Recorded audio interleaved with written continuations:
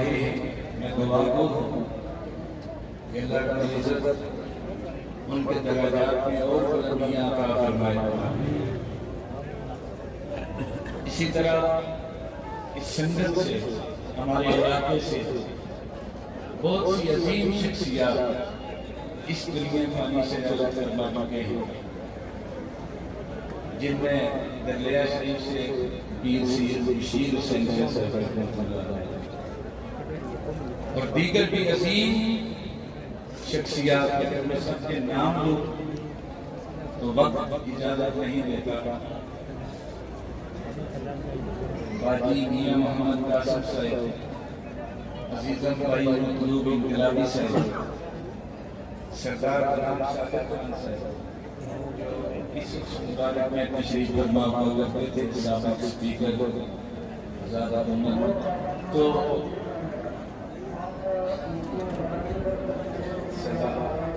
سردار عبد المجید صاحب اور بڑے بڑے عظیم لوگ تھے، سنگت سید خاتم حسین صاحب گجرانوالہ سے، سید عاشق حسین صاحب گجرانوالہ سے،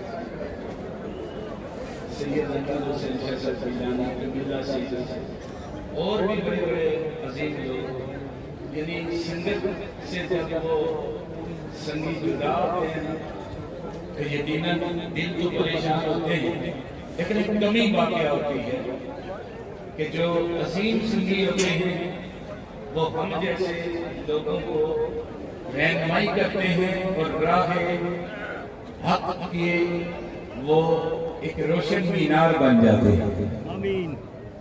تو میں ساری سنگت کے لیے دعا بھائی خلیل کوکر صاحب آج ہی میں بڑے عظیم سنگی تھے، اسی طرح حاجی رفیق صاحب بیمار ہیں، ان کی یاد تازہ ہو رہی ہے، دیگر کے اپنے سنگت بھائی محمد حسین صاحب گجرانوالہ صاحب، بھائی حسینی صاحب، بڑی ایک یادیں ہیں۔ یہ لوگ دیکھنے میں بھی اتنے نامور نہیں، لیکن اپنی دنیا کے ایک عظیم لوگ تھے کہ جو عقیدت کے اس بات کی بہار تھی۔ اللہ تعالیٰ ہم سب سنگیوں کے کرم فرمائے۔ پیر سید حسین صاحب، سید اور سید اللہ شان خطیب کشمیر، پیر شمیع نعمانی صاحب،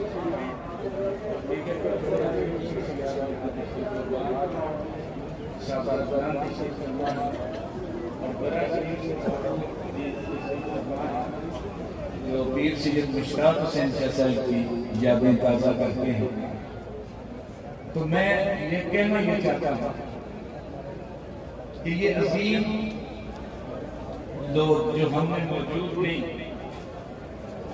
اور ایک وقت آئے گا کہ ہم بھی نہیں ہوں گے، لیکن دوستو ایک بات یاد رکھنے والی یہ ہے کہ یہاں رہیں یا وہاں رہیں، اپنے محبوب کی یاد میں رہیں اور دل محبت سے آباد رہیں۔ اللہ کے جو ولی ہیں انہوں نے محبت اور امن کا پیغام دیا، اسی لیے آج پوری دنیا میں اسلام پورے جوش و خروش کے ساتھ پھیل رہا ہے۔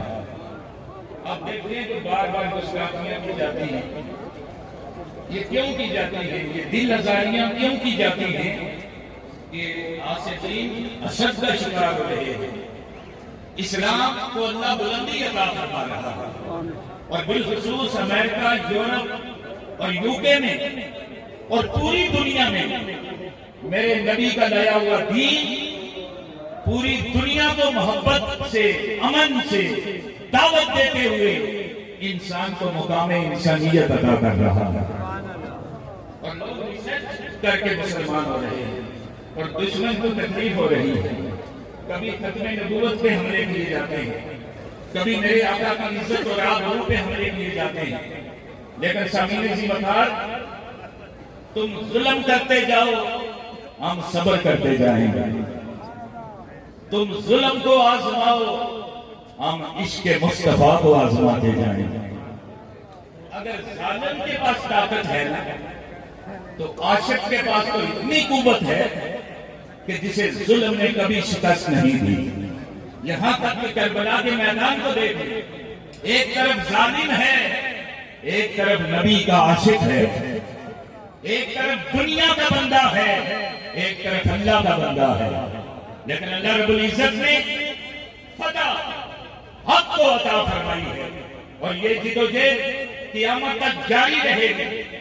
ایک طرف دشمنان رسول ہیں اور ایک طرف عشاق رسول ہیں جو جان دینے سے نہیں ڈرتے. حضرت یوسف علیہ السلام کا حسن بے مثال تھا، جس پہ دیکھنے والوں کی انگلیاں کٹ گئی، لیکن حسن مصطفیٰ کی کیا بات ہے کہ جسے دیکھنے والوں نے اپنی گردنیں قربان کر دی. اسی لیے دوستو، جو اس در پہ آتا رہا اللہ اسے قرب عطا کرتا رہا. ابو بکر آئے تو صدیق بنا دیے گئے، عمر آئے تو فاروق اعظم بنا دیے گئے، عثمان آئے تو غنی بنا دیے گئے، حیدر آئے تو علی بنا دیے گئے. ارے بابا جی حیدر شاہ قلندر آئے تو قلندر زمان بنا دیا گیا. تو یہ در مصطفیٰ ہے. یہاں اپنوں کا کیا کہنا، یہاں سے ہاتھ خالی غیر بھی جایا نہیں کرتے.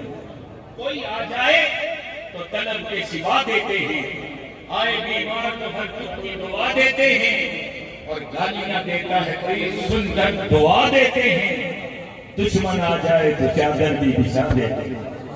دوستو پیغام یہ ہے کہ پیار اور محبت کے ساتھ اس مشن کو آگے بڑھانا ہے. جو ہم میں سے جدا ہو گئے ہیں وہ کامیاب ہو گئے ہیں. آزم چیزی صاحب نے لکھا تھا پانی پرن سہیلیاں تے رنگا رنگ بھرے پریا ہوتا جانیے جدا توڑ سے اللہ ان محبتوں کو توڑ چلائے. اور یہ آپ سفیر ہیں، جس استعانے سے آپ کا تعلق ہو. یہ اللہ کے ولی سارے ایک ہیں، ان کا مشن ایک ہے، ان کا مقصد ایک ہے، ان کی منزل ایک ہے، ان کا منشور بھی ایک ہے، ان کا دستور بھی ایک ہے. اور وہ کیا ہے؟ مدینے کی گلی کی طرف لے جانا، حضور کے روضہ انور تک پہنچا دینا، اور پھر جو بارگاہ رسالت میں پہنچ جاتا ہے وہ بارگاہ خدا بندی میں پہنچ جاتا ہے. ان کا مشن ہے کہ اللہ کے ذکر سے اپنے دل کو منور کرنا. آج دوستو بابا جی کا کلام آپ سن رہے تھے. سرکار نے لکھا خالق رنگ تے خلقت راضی ایک ہی کار کمی کی. بابا جی فرماتے ہیں کہ تو لوگوں کو راضی کرتا رہے گا کہ کبھی اپنے رب کو بھی راضی کرے گا. جو لوگوں کو راضی کرتے ہیں وہ فنا ہو جاتے ہیں، اور جو مالک کو راضی کرتے ہیں وہ بقا ہو جاتے ہیں. آپ فرماتے ہیں خالق رنگ تے خلقت راضی ایک ہی کار کمینی. آپ فرماتے ہیں یہ تو کمینے لوگوں کا کام ہے کہ مالک کو بھول جائیں اور اس کی مخلوق کو راضی کریں. اصل مقصد خالق کی ذات ہے. جو اللہ کو راضی کر لیتے ہیں اللہ ان پہ کرم فرما دیتا ہے. اور بس اللہ کا ذکر کیا کریں، آقا علیہ السلام سے درود و سلام پڑھا کریں، اللہ کے بندوں سے نسبت رکھیں، اور معاشرے میں انصاف کریں، سوسائٹی میں حق کا ساتھ دیں، مسکینوں، غریبوں، بیواؤں، یتیموں کا خیال رکھیں. دوستو یہی مشن ہے اللہ کے. یہ خدمت سے یہ مقام پاتے ہیں، اور ان کی خدمت یہ ہے کہ کوئی آ جائے تو طلب کے سوا دیتے ہیں. یہاں پر تخصیص نہیں ہوتی. جو بھی اللہ کا بندہ اللہ کی دو لگانے کے لیے آتا ہے یہ اس کے دل کے دروازے کھول دیتے ہیں. میں آج کہنا یہ چاہتا ہوں، اپنی حکومت سے بھی مطالبہ کرتا ہوں کہ تحریک ختم نبوت کا ہر میدان میں خیال رکھا جائے. ہم آپ سے کچھ نہیں چاہتے، لیکن اتنا ضرور چاہتے ہیں. ہم سب کچھ برداشت کر سکتے ہیں، آج تک کیا. ہم نے مہنگائی کو برداشت کر لیا، ہم نے لوڈ شیڈنگ کو برداشت کر لیا، ہم نے ظلم و ستم کو برداشت کر لیا. نبی پاک کا امتی ہر امتحان کو برداشت کر سکتا ہے، ہر آزمائش کو برداشت کر سکتا ہے، لیکن آقا علیہ السلام کی بارگاہ میں کوئی بے ادبی کرے، گستاخی کرے، یہ برداشت نہیں ہو سکتا۔ اور اس مشن میں ہم سب ایک، مجھے کیا آپ ذکر نہیں کرتے؟ میں کہتا ہوں کیوں نہیں کرتا تھا؟ بھائی کی یا رسول اللہ ہمارے دل کی آواز ہے۔ تحریک ختم نبوت پر پوری قوم ایک، تاجدار ختم نبوت، تاجدار ختم نبوت، آستانہ علیہ غلام شریف، پیر سید عارف حسین شاہ صاحب جیلانی، لبیک، سارے لبیک، یہ سب علماء امیدوارہ تقریب زبان لوٹا کے کہو لبیک، لبیک یا رسول اللہ، قبر میں بھی شہید ہو۔ تو لبیک یا رسول اللہ کا نعرہ عالم اسلام کا نعرہ ہے، یہ سب مسلمانوں کا نعرہ ہے۔ اس میں سے کوئی بھی مسلمان کہلانے والا اپنے آپ کو الگ نہیں کر سکتا۔ میں تحریک لبیک کے جو لوگ اس سلسلے میں آقا علیہ السلام کے جو دوسری دفعہ کے لیے جو شہید ہوئے ہیں، میں انہیں بھی خراج تحسین پیش کرتا ہوں اور دعا ہوں کہ اللہ تعالیٰ قوم کو مزید ہمت اور جذبہ عشق مصطفیٰ عطا فرمائے۔ اور پھر میں یہ بھی کہنا چاہتا ہوں کہ جو لوگ ناحق طور پر ماڈل طور میں شہید کیے گئے تھے، وہ بھی ایک عالم اسلام کی عظیم کر سکا۔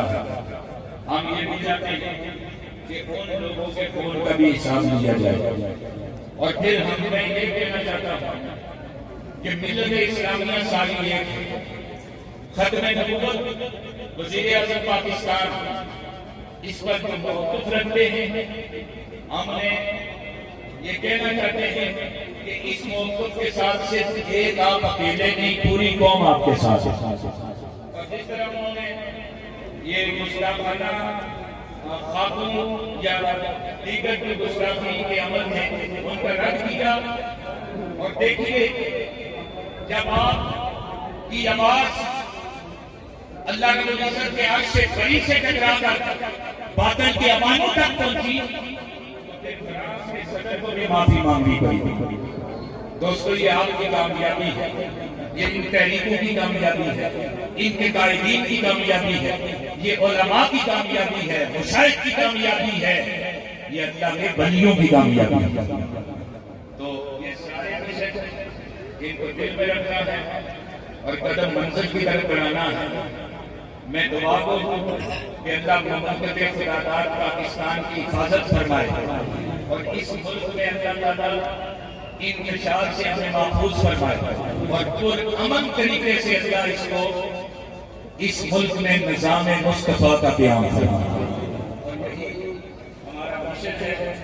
میں تمام انتظامیہ کمیٹی کو خراج تحسین پیش کرتا ہوں، بالخصوص یہ بلڈنگ جس پہ آپ کھڑے ہیں ابھی بنی ہے نہیں، اس کی جو کام تھا وہ کورونا کی وجہ سے کچھ لیٹ ہوا، لیکن پھر بھی اس وقت میں پیر سید محمود حسین صاحب، سید رؤوف حسین صاحب، جملہ صاحبان کو، پیر سید صفدر حسین صاحب کو، سب کو خراج تحسین پیش کرتا ہوں۔